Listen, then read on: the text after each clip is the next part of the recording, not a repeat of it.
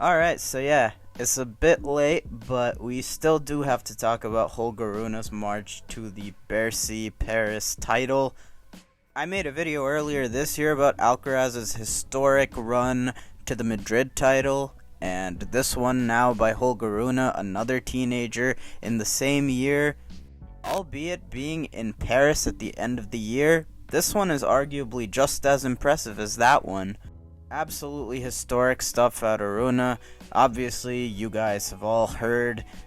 It began saving match points, 3 of them against a resurgent Stan Wawrinka as of late, and then followed it up with something that's never been done before, and that was 5 top 10 players in a row after that defeated en route to a Masters title. Again, something that had never been done before.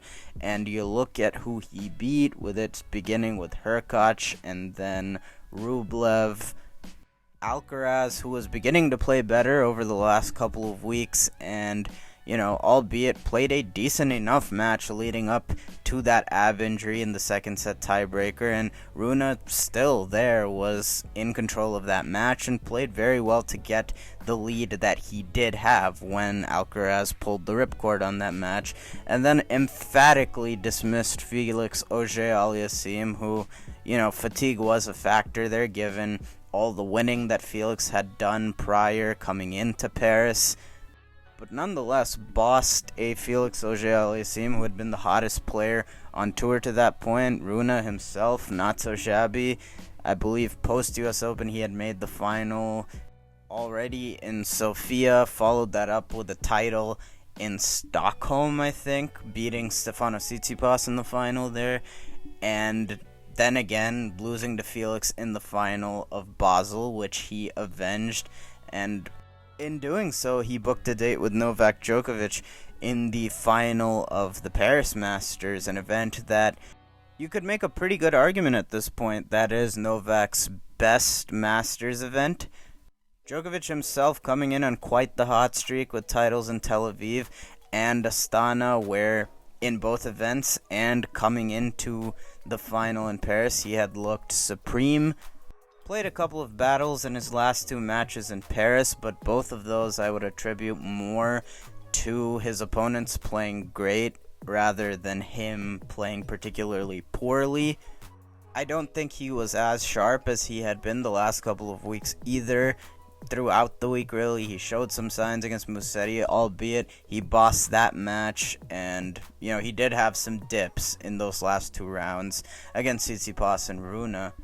But nonetheless, it took 2 inspired efforts from both those guys to play the matches that they did against him. But getting back to Rune, I really hadn't watched him with that much frequency this season. I mean, obviously, I'd caught the highlights of his year to this point with the title in Munich, beating Zverev pretty convincingly in the final there, as well as the upset of Tsitsipas and quarterfinal run, the last couple matches there in Paris for the French Open. Honestly, all I can remember after that, before this indoor swing, was a match he played against J.J. Wolf in Washington, D.C., and, to that point, all that really stuck out to me was I felt that he was a very clean ball striker, had pretty easy firepower, but his serve looked very ordinary. And after that match in D.C., I honestly couldn't tell you a Holger Rune match I had caught up until the Basel final against Felix. And in that match alone, I was taken aback at how much better his serve had become. Caught his match against Alcaraz in the semi as well, and I really was asking myself, where did this serve come from for Holger Rune in such a short period of time? And when it was put against the ultimate scrutiny with Novak Djokovic returning on the other side, it held up so well. Countless times I felt during that final that his ability to hit his spots, particularly out wide on both sides, came up so big for him, earned him a couple of cheap points, as well as getting him out of trouble on several occasions. And when backing that serve up, he really executed what seemed to be the intent that he had of taking the ball very early throughout the match. showed some great hands at net and touch. Alcaraz has made all the buzz this year for using the drop shot, and I can't say that I've watched Holger Rune enough to say that this is a theme and something that he's always been great at, but against Novak Djokovic, a guy that you really have to hit your drop shots to perfection against, Rune was incredibly effective with that shot, and he used it with quite a great deal of frequency. Besides that, the backhand was absolute class. I mean, I do feel that the easy power is one of the things that stands out first in Holger Rune's game. But, I mean, when you're trading backhand to backhand with Novak Djokovic and, actually able to hit through him on that side, that's kind of the barometer of a world-class backhand. He had several beauties throughout the course of the match, particularly up the line. The forehand, I did feel there was often some passivity, more so than the backhand, where you would get some buggy whip action that, resulted in the ball sitting up, dropping short sometimes. I don't think it's a case of, like, the Zverev forehand or, like, the Kachanov forehand. Technically speaking, Holger Rune's forehand seems much more sound than those guys. But, with all the good that we saw this week and throughout that final, that's probably one of the things that would stick out as, probably needing improvement the most. That alongside fitness. I mean, fitness has definitely come a long way for Holger Rune. I remember last year he was cramping quite a bit, and even through the beginning of this year. The fact that he made it through all these matches he's played post-US Open, he definitely seems to have put in quite a bit of good work there.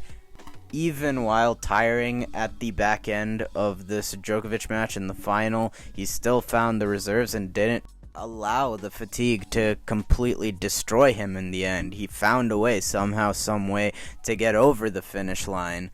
And that was perhaps the most impressive part of this final from Holger Rune's side, and that was the mentality. With the way that he had been outclassed in the first set, and then in his first service game, the first game of the second set, finding himself down love 40, having to save 4 break points in all, I believe, in that game, it would have been very easy to fold and go down relatively easy from that point. And even after that, having taken the second set, it would have been easy to rest your laurels on that and be happy with the set he took after he went down the early break in the third set with Djokovic serving at 3-1. I believe he had a 30-love lead in that game and then 40-30. He had some great scrambling in that game and throughout this match, really. Kept quite a few points alive and gave himself opportunities like the one, I believe, at 3-1 deuce, where Djokovic ended up, not hitting a good volley at all off of one that should have been put away.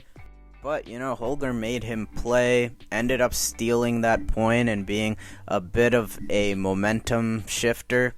And then lastly, in the final game of the match, it goes without saying, when you're serving for your first big title, serving for really any match of any kind, it's easy for the nerves to take over. And from the get-go, Djokovic was asking the questions, as he always does. Had Rune down love 30, I believe. Had to wrestle that game back to deuce. I'm not really sure now how many breakpoints in total Novak had, but it did feel like he had somewhere in the ballpark of 4 to 6 in this one game. And, this moment more than any was, where I did feel it was quite uncharacteristic from Novak. This is, one of the biggest chokes I think I can say I've ever seen Novak Djokovic have in his career. I've talked about all the good that Holger did to, keep himself in this one and how clutch he was, which he was.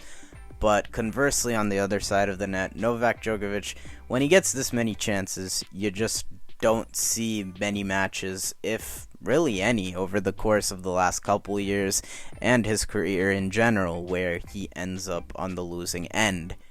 And I do remember a couple of points in that game where Novak was attempting to send this match to a deciding set tiebreak. He really gave some gifts that you never see Novak Djokovic give on these crucial points. He always seems to make you play. And under pressure, that trademark lockdown mode of Djokovic's where he just doesn't miss and suffocates you into an error, that just was not there on the big points. But coming from a kid that's that young and someone that, clearly was fighting fatigue also at the end, very impressive intangibles displayed in the closing moments of this match. And while you do, take a moment to hesitate about projecting success based off of great results in the indoor hardcourt season as a tennis season closes, it's pretty hard to neglect what Holger Rune has done post-US Open. It's literally a run of consistency that has led him to break the top 10 with this victory in Bercy, and now we see two teenagers in the top 10, something that really is kind of mind-boggling. We have not one, but now a second joins Carlos Alcaraz as another teenager that has broken through ahead of schedule. And while we can be cautious given, it being the end of the year where motivation is at its lowest amongst the field, and historically we've seen some funky results that you wouldn't expect to see, like a Jack Sock in Paris, a Karen Khachanov who, really had the most comparable run of the outliers, went through an absolute gauntlet the year that he captured the title in 2018 as well.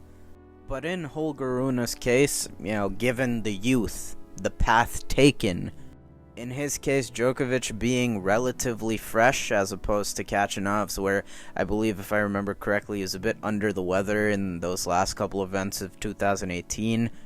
With all of that considered, you have to embrace this run in the historical light that, it actually was, with him being the first to capture a Masters title after playing 5 straight top 10 opponents. Youth breaking through has been one of the more prominent themes throughout the 2022 season, and with the rapid improvement of Holger Rune, the strides that he has made in the last couple of months, not just from last year to this, there's plenty of reason to get excited about his stock and what he can do moving forward as we bring the curtain down on 2022. And with that being said, it's time to bring the curtain down on this particular video. If you made it this far, thank you so much for watching, and I hope that you enjoyed. If you did, it would be much appreciated if you could hit the like button. Helps this video perform a lot better in YouTube's algorithm, and subscribe to the channel if you're not already. Thank you again so much for watching, and of course, I will see y'all in the next one.